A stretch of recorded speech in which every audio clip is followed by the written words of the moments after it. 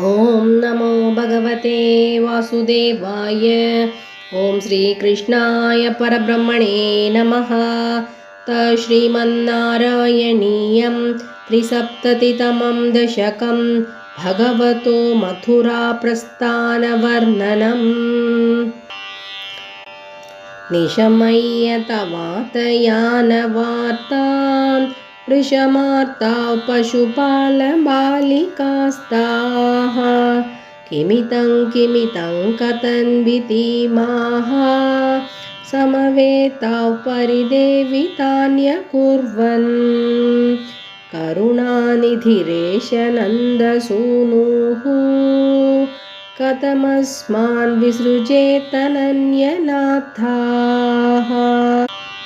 वदन किमु दैवमेवमासीत् इति तास्त्वद्गतमानसा विलेपुः।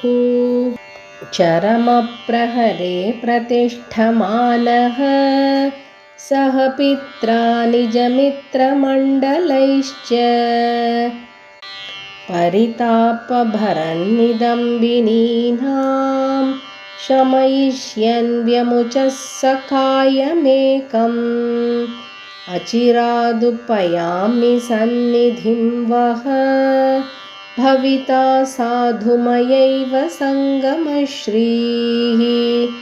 अमृताम्बुनिधौ निमज्जयिष्ये घृतमिद्याश्वसितावधूरकार्षीः।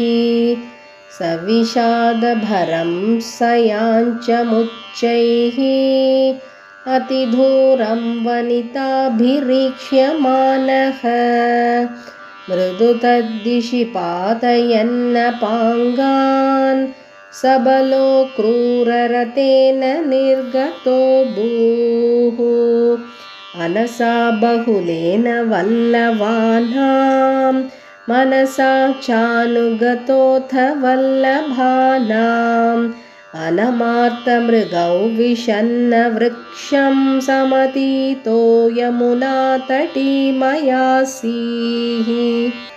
नियमाय निमज्य वारिणि त्वाम् अभिवीक्ष्याथ रथेऽपि गान्तिनेयः।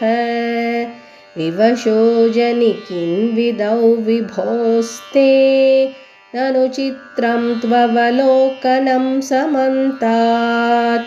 पुनरेष निमज्य पुण्यशाली पुरुषं त्वां परमं भुजङ्गभोगे। अरिकम्बुगताम्बुजैः स्फुरन्तं सुरसिद्धौगपरीतमालुलोके। सतदा परमात्मसौख्यसिन्धौ विनिमग्नः प्रणुवन् प्रकारभेदैः। अविलोक्य पुनश्च हर्षसिन्धोः अनुवृत्त्या पुलकावृतो ययौ त्वाम्। किमु शीतलिमा महाञ्जले यत् पुलकोऽसाविति चोदितेन तेनः। अतिहर्षनिरुत्तरेण सार्धं रथवासी पवनेश पाहि मां त्वम्।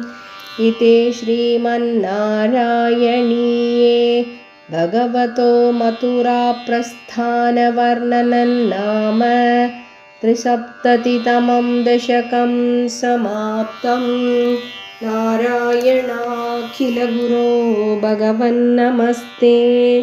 सर्वत्र गोविन्दनामसङ्कीर्तनं गोविन्द गोविन्द।